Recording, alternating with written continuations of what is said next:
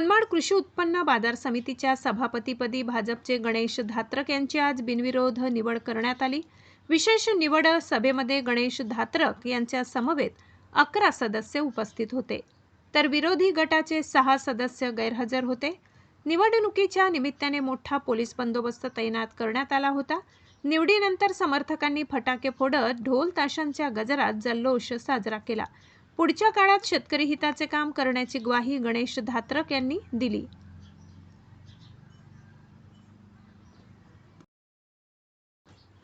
सौ अंजुमताई सुहासअण्णा कांदे यांच्या संकल्पनेतून नांदगाव मतदारसंघातील आशा सेविका, अंगणवाडी सेविका, आरोग्य तसेच महिला बचत गटातील महिलांचा मेळावा नांदगावच्या देवाज बंगला येथे उत्साहात संपन्न झाला।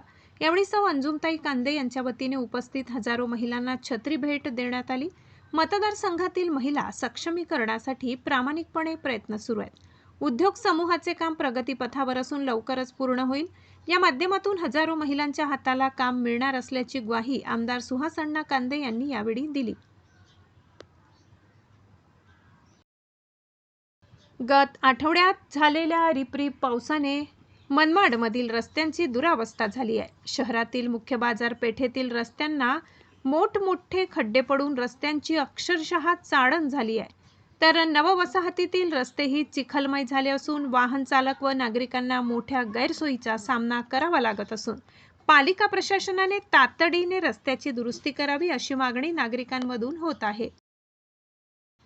मनमाड नजीकच्या नागापूर ते करही रस्त्यावर आलेल्या रेल्वे भुयारी मार्गाची उंची कमी आहे, त्यामुळे या भागातील नागरिकांना मोठ्या अडचणींचा सामना करावा लागत असून तब्बल 10 गावांना जोडणारा प्रमुख रस्ता अडून नागापूर येथे रेल्वे जास्त भुयारी बोगदा किंवा उड्डाणपूल उभारण्याची मागणी लोकनियुक्त सरपंच राजाभाऊ पवार यांचे चिरंजीव युवा नेते गणेश राजे पवार यांनी जिल्हा परिषदेचे मुख्य कार्यकारी अधिकारी ओमकार पवार यांच्याकडे केली।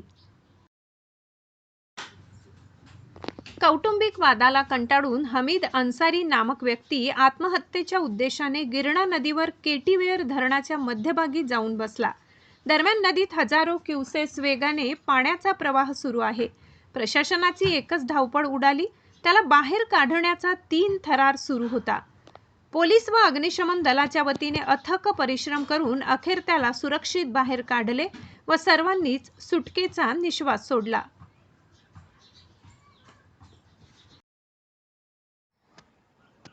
महाराष्ट्राचे माजी मुख्यमंत्री शिवसेना पक्षप्रमुख उद्धव ठाकरे यांच्या वाढदिवसाच्या निमित्त शिवसेना ठाकरे गटातर्फे मनमाडच्या वेशीतील श्री नीलमणी गणेश मंदिरात विशेष महाआरतीचे आयोजन करण्यात आले।